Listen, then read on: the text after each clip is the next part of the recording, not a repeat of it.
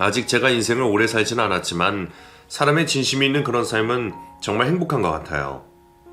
제 20대와 30대 중반은 그런 삶을 살지 못했었거든요. 아직도 화도 나고 가슴 한편이 시려오는 그 일을 오늘 용기를 내서 꺼내보려고 합니다. 그럼 지금부터 제 이야기를 잘 들어봐 주세요. 제 인생에는 한 남자가 있었습니다. 대학교 1학년 때 알게 된 그 남자와 7년 정도 연애를 했고 결혼까지 하게 되었죠. 제 원래 이상형과는 약간 거리가 멀었지만 그래도 정말 많이 사랑했었어요. 그 남자를 처음 만난 것은 대학교 신입생 환영회에서인데요. 말주변 머리가 별로 없어서 뭐라고 자기소개를 해야 할지 망설이고 있을 때 저를 도와주면서 인연이 시작되었어요. 저보다 2년 선배였고 얼굴도 꽤 잘생겼는데 주변에 친구들도 많더라고요. 저희 과에 여자들이 많이 없어서 저보고 재미있게 자기소개를 하라고 했었죠.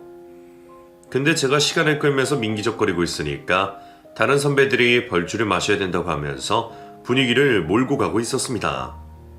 그런데 그때 그 선배가 저를 도와주었어요.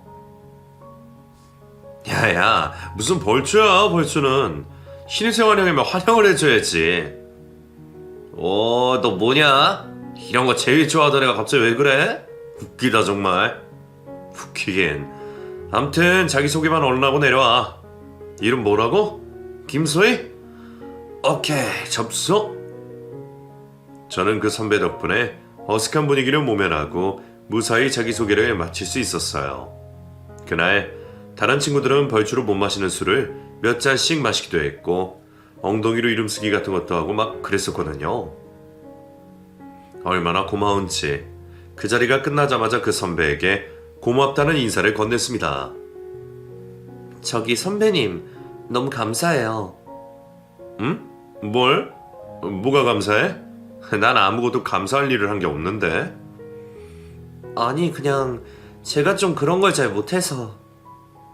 야, 무슨 그런 걸로 감사하냐?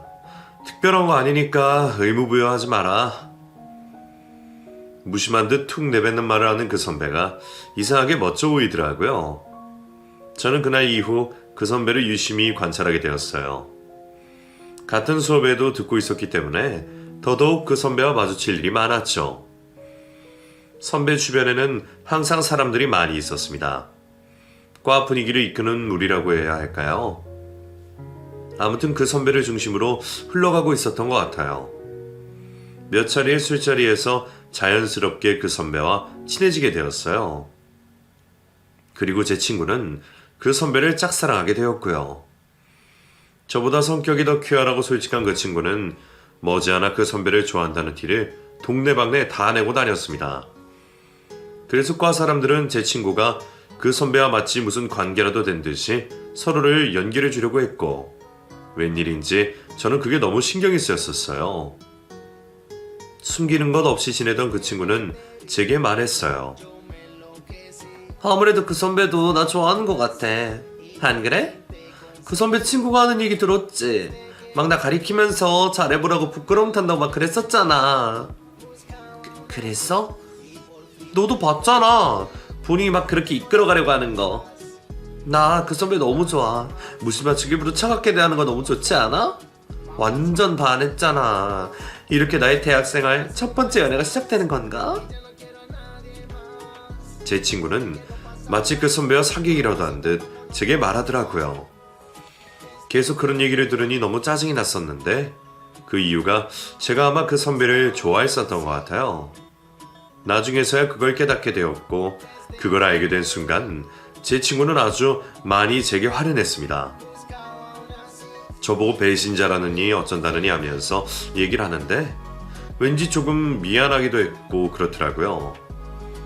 몇 달 후 그 친구는 그 선배에게 직접적으로 자신의 마음을 고백하면서 사귀자는 말을 했는데 선배는 단칼에 싫다고 했답니다. 마음에 두고 있는 사람이 있다고 하면서요. 결국 그 사람이 저라는 사실을 선배가 폭로했고 그 후로 한 달 후 그 선배는 군대를 가게 되었습니다. 그 일이 있고 나서 친구와는 완전히 관계가 멀어졌어요. 많이 충격을 받았는지 한동안 술을 마시면서 힘들어하더니 결국 수업도 제대로 나오지 않아 성적도 개판이 되더라고요. 남자 하나 때문에 친구와 이렇게 안 좋은 사이가 되고 나니 마음이 많이 힘들었어요. 하지만 사람이란 정말 신기해요. 그 친구를 그렇게 놔둔 채 저는 선배와 좋은 인연으로 시작하게 되었습니다. 선배가 군대 가기 전날 저희는 서로를 향한 뜨거운 마음을 확인했고 그 이후 저는 그 선배의 군대 면회도 자주 갔습니다. 편지와 선물도 보내주고 면회도 자주 가고 정말 그야말로 지극정성이 따로 없었죠. 선배는 웃으면서 가끔씩 얘기했어요. 고무신 거꾸로 신으면 내가 가만 안 둔다고 라면서요. 하지만 제 성격상 한 남자한테 빠진 이상 다른 사람을 쳐다보는 건 절대 불가능한 스타일이기 때문에 선배 걱정은 괜한 것이었어요. 학교에는 이미 그 선배와 제가 공식 연인으로 알려져 있더군요. 군대를 간 선배를 기다리는 후배의 여자 고무신이라는 소문이 퍼져서 저의 일거수일투족을 선배 친구들이 확인하고 그랬었죠. 얼마나 웃기던지. 제가 가끔씩 다른 남자들과 웃으며 이야기를 했다면 남친 친구들이 와서 일부러 무서운 표정을 짓고 그러더라고요. 그러던 어느 날 저와 동기인 남자애 중에 한 명이 제게 말했어요. 저기, 너 혹시 그거 알아? 네 남자친구 그 선배 말이야. 응. 오빠가 왜? 무슨 일인데 그래? 아니, 그 선배랑 동기 여자 선배 있잖아. 그 김미정. 그 선배가 저번에 네 남친 면회 가서 하루 자고 왔다더라? 너 그거 아나 해서. 뭐라고? 그게 무슨 말도 안 되는 소리야. 난 처음 듣는데. 너 빼고 선배들 사이에서 둘 사이가 수상하다고 소곤소곤대는 것 같으니까 너 조심해. 제 친구의 말을 듣고 저는 너무 당황했어요. 워낙 선배가 인기도 많기도 했지만 그 선배를 좋아하는 여자 선배들도 몇몇 있었다고 들었었거든요. 그런데 남자친구 면회를 가서 자고 오다뇨. 정말 상상을 초월할 일이었죠. 너무 당황한 마음에 남자친구에게 전화가 오자 직접 대놓고 물어봤어요. 그랬더니 남친은 맞다고 얘기를 하면서도 아무 일이 없었다는 거예요. 오히려 버럭 화를 내면서 자신을 이상하게 보는 제가 더 이상하다고 했습니다. 저는 너무 화가 나서 당장이라도 그 여자 선배한테 쫓아가려고 했지만 또 막상 가서 따질 수 있는 성격도 아니었기에 혼자 마음속으로 끙끙 앓기만 했었네요. 저는 늘 그런 식이었어요. 어렸을 때도 말도 안 되는 억지를 부리면서 엄마한테 저를 나쁘게 얘기한 동생에게도 아무 말도 하지 못했었고 학교에서도 친구들이 제가 험담을 했다며 나쁜 식으로 몰아갔을 때에도 바보처럼 그냥 가만히 있었어요. 아니라고 당당하게 얘기도 못하는 제 자신이 답답하기도 했지만 일을 크게 만드는 것도 싫어서 참았어요. 제 성향을 생각해보면 약간 희생을 하는 그런 성향인 것 같아요. 이런 제 성향은 엄마를 많이 닮았습니다. 엄마는 아빠가 무슨 일을 하든지 아주 열심히 하시는 스타일인데 자신이 억울한 일을 당하거나 할 때에는 많이 참기도 하는 분이셨어요. 제가 보기에도 아빠가 잘못한 일이 있어도 크게 부풀리거나 하지 않고 그냥 혼자 술을 드시며 화를 참으셨습니다. 그런 모습을 꽤 자주 봤던 걸로 기억하고 있거든요. 엄마와 저는 세상에서 가장 친한 친구 같은 사이였습니다. 마트나 등산도 같이 갔고 사우나도 늘 함께 가는 너무나 가까운 모녀 시간이었죠. 가끔 보면 딸들이 크면서 엄마와 다투고 하는 경우도 있는데 저는 절대로 그런 적이 없었을 정도였으니까요. 그래서 자연스럽게 제게 일어나는 모든 일은 엄마가 다 알고 계실 정도였고 대학에 들어가 남자친구가 생긴 건 역시 엄마는 알고 계셨습니다. 제 남자친구가 어떤 성향의 사람인지까지 훤하게 알고 계셨던 엄마는 사실 처음에는 조금 걱정을 하셨어요. 주변에 친구들도 많고 노는 것도 좋아한다고 하니 조금 제 남자친구로 맞지 않다고 생각하셨나 봐요. 엄마는 우리 딸이 조금 진중하고 차분한 사람이랑 만났으면 좋겠는데. 엄마, 내 남친 진중한 면도 많아. 엄마가 아직 잘 몰라서 그래. 진중한 사람이 너랑 친구 사이를 그렇게 훅 갈라놓고 바로 군대에 가버리니? 뻔히 어떻게 될 거 알면서 자기 하고 싶은 대로 훅 저질러 버린 거잖아. 엄마는 그런 사람보다는 좀 진지하고 생각이 깊은 사람이었으면 어떨까 하는데. 엄마는 남친의 성향이 조금 마음에 들지 않으셨던 것 같아요. 저와 친구 사이를 그런 식으로 한순간에 갈라놓았다고 생각하셨거든요. 저도 솔직히 그런 마음은 있었어요. 그 친구는 몇 안 되는 과 여자아이들 중에 굉장히 친해진 친구였거든요. 제가 부족한 것도 많이 도와주려고 노력했고 서로 미래에 대한 얘기도 하면서 잘 다녔었는데 그 친구와 멀어진 것이 왠지 조금 아쉽기도 했습니다. 사실 제가 남자 하나 때문에 친구와 멀어지게 될 것이라고는 상상도 하지 못했었고요. 하지만 이미 지난 일이 되어버렸고 저는 아쉬운 마음은 접어두고 연애를 했습니다. 그리고 2년여의 시간을 기다린 끝에 남친이 제대를 했죠. 저는 그동안 못 만나고 그리워했던 남친을 매일같이 만났습니다. 그러면서 예전에 남친에게 휴가를 가서 1박을 하고 왔던 여자 선배와도 자리를 함께하게 되었죠. 남친은 정말 그 선배와 굉장히 친한 사이인 것 같더라고요. 여자친구인 제가 있어도 장난처럼 어깨동무도 하고 수위가 높은 말장난도 서스럼 없이 쳤어요. 예전 일도 있고 좋지 않은 감정에 그런 모습까지 보니 더 이상 참을 수가 없어서 저희는 크게 다투게 되었습니다. 오빠, 아무리 친한 친구 사이라도 너무한 거 아니야? 내가 그 언니 때문에 신경 쓰는 거 뻔히 알면서 아까 술집에서도 어떻게 그럴 수가 있어. 야, 우리는 정말 그냥 진짜 친구라고. 뭐라고 더 해서 설명을 해야 돼? 아무 일도 없었다니까? 그냥 그때는 걔가 또 술이 취해서 몸을 못 가누니 집에 보낼 수가 없었어. 그래서 어쩔 수 없이 재운 거야. 그럼 그 겨울에 술이 취해서 정신도 못 차리는 친구를 두고 가버리냐? 그래도 싫어. 이건 어떤 여자로도 이해하지 못할 거야. 그러니까 오빠도 앞으로는 절대 그 선배랑 너무 친하게 지내지 마. 저희는 그렇게 크게 한번 다투었고 저는 그 이후로 남친 행동을 더욱 유심히 살폈습니다. 가만 보니 남친의 성향은 겉으로는 차가운 척을 하면서도 여자들을 뒤로 잘 챙겨주더라고요. 그래서 주변에 친구들도 많고 또 좋아하는 여자들도 있었던 것 같아요. 그러던 어느 날 또 제 동기 남자애가 의미심장한 말을 제게 하더라고요. 야, 너 저 선배랑 그렇게 꼭 계속 사귀어야겠냐? 사람 보는 눈이 그렇게도 없어? 뭐라고? 너는 꼭 그러더라. 왜? 내가 저 선배랑 사귀는 게 그렇게 싫어? 너한테 피해주는 것도 아니잖아. 근데 왜 그래? 저번에도 그러더니. 남자는 남자로 보면 안다니까? 너 저 선배 친구들이랑 어디 다니는 줄 알아? 내가 본 것만 해도 한두 번이 아니라고. 너한테는 집에 간다고 해놓고 다른 데 다니고 이런 적이 정말 많다니까? 무슨 말도 안 되는 소리야. 나한테 그런 말 하지 마, 더 이상은. 우리 오빠 그런 사람 아니라고. 저와 동기 친구는 몇 번이나 제게 이런 식의 말을 했었습니다. 저는 그 자체가 너무 짜증이 났었어요. 도대체 왜 나한테 이런 말을 하는지도 모르겠고 괜히 남친과 제 사이를 헤어지게 만들려는 걸로 착각하고 있었어요.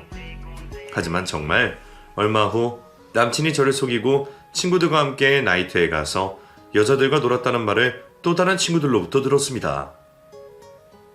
그날은 제게 몸이 좋지 않아서 집에 일찍 가서 쉰다고 얘기했던 날이었거든요. 큰 배신감에 쌓여있던 저는 너무 많이 화가 나서 남친과 헤어질 생각까지도 했던 것 같아요. 하지만 남친은 저를 찾아와 무릎까지 꿇고 빌었고 저는 또 거기에 넘어가게 되었어요. 제게 이 남자는 첫 남자이자 인생의 마지막 남자라고 생각했었거든요. 아마도 제가 남친을 너무 많이 좋아했던 것 같아요. 생각해보면 신입생 환영회 때부터 저는 남친을 주시하게 되었고 그때부터 마음이 점점 커졌었거든요.